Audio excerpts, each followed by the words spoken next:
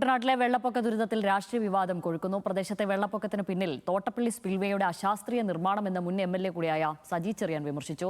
സ്പിൽവേയിൽ ഒരു വീഴ്ചയും ഉണ്ടായിട്ടില്ലെന്ന് മന്ത്രി മോൻസ് ജോസഫ് പ്രതികരിച്ചു. വിവാദത്തിനിടെ തോട്ടപ്പള്ളിയിലെ മാലിന്യ നീക്കം ഉടൻ പൂർത്തിയാക്കണമെന്നാവശ്യപ്പെട്ട് LDF പ്രതിഷേധ മാർച്ച് സംഘടിപ്പിച്ചു. പരാതികൾ ഉയർന്ന സാഹചര്യത്തിൽ റവന്യൂ മന്ത്രി AP അനിൽകുമാർ കുട്ടനാട്ടിലെത്തി.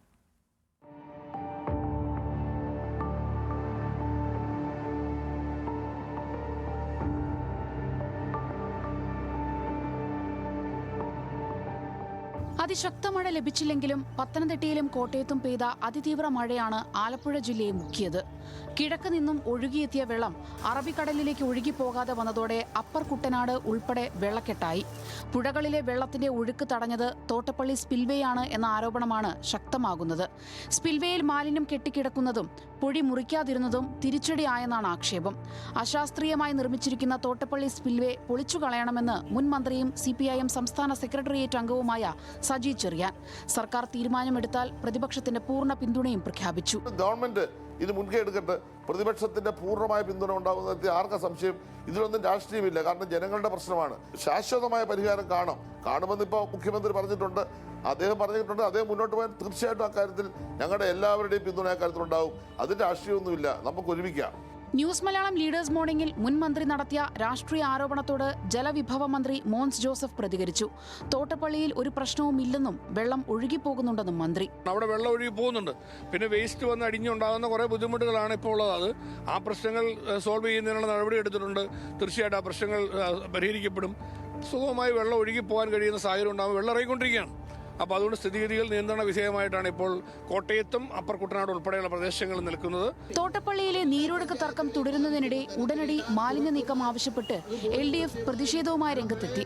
ചെങ്ങന്നൂർ RTO ഓഫീസിലേക്ക് LDF മാർച്ച് സംഘടിപ്പിച്ചു. ചെങ്ങന്നൂർ, തിരുവല്ല, കുട്ടനാട് ഭാഗങ്ങളിൽ വെള്ളം തങ്ങി നിൽക്കുന്നുവെന്നും പല ദുരിതാശ്വാസ ക്യാമ്പുകളിലും ദുരിതമെന്ന് ആലപ്പുഴ ജില്ലാ പഞ്ചായത്ത് പ്രസിഡന്റ് A മഹേന്ദ്രൻ. ചെങ്ങന്നൂർ മണ്ഡലത്തെയും കുട്ടനാടിനെയും പൂർണ്ണമായി വെള്ളത്തിലാണ്. ഇത് പൂർണ്ണമായും ഒഴുകിപ്പോകണം. ഈ തോട്ടപ്പള്ളി സ്പിൽവേ അതിന്റെ പൊഴി മൊത്തം ഒഴിവാക്കപ്പെടുക എന്നുള്ളതാണ് പ്രധാനമായിട്ടും. അതിന്റെ 300 മീറ്റർ നീളത്തിലും ഏകദേശം 20 അടി താഴ്ചയിലുമാണ് ഇത് പൊഴിക്കുന്നത്. അതിനാവശ്യമായ അടിയന്തരമായ നടപടി സ്വീകരിച്ചതിൽ വലിയ പ്രതിസന്ധി ഉണ്ടാകും. ദുരിതാശ്വാസ ക്യാമ്പുകളിലേക്ക് ഇനി ആരും വരരുതെന്ന കോട്ടയം കുമരകം ഗ്രാമപഞ്ചായത്ത് പ്രസിഡന്റ് AP ഗോപിയുടെ ശബ്ദ സന്ദേശവും പുറത്തുവന്നു. ക്യാമ്പിൽ സൗകര്യങ്ങളില്ലെന്നും വെള്ളത്തിന് ക്ഷാമമുണ്ടെന്നും ശബ്ദരേഖയിൽ AP ഗോപി വെളിപ്പെടുത്തി. അല്ല, വീടുകളിൽ കഴിയാൻ പറ്റുന്നവർ അതായത് വീടുകളിൽ തന്നെ കഴിയുക. ക്യാമ്പിലോട്ട് വന്നാൽ അവിടെ യാതൊരുവിധ സൗകര്യങ്ങളും ഇല്ല. എന്നാണ് തന്നെ രാവിലെ വെള്ളമില്ലാതെ കിടന്ന് ഭയങ്കര പരക്കം പാച്ചിലായിരുന്നു. അതുകൊണ്ട് വീടുകളിൽ കഴിയാൻ പറ്റുന്നവർ പരമാവധി വീട്ടിൽ തന്നെ കഴിയാൻ നോക്കുക. ക്യാമ്പിൽ ഉൾക്കൊള്ളാവുന്നതിന്റെ അപ്പുറം കഴിഞ്ഞിരിക്കുകയാണ്. ആലപ്പുഴയിലെ 76 ദുരിതാശ്വാസ ക്യാമ്പുകളിലായി 6000-ഓളം പേരാണ് നിലവിലുള്ളത്.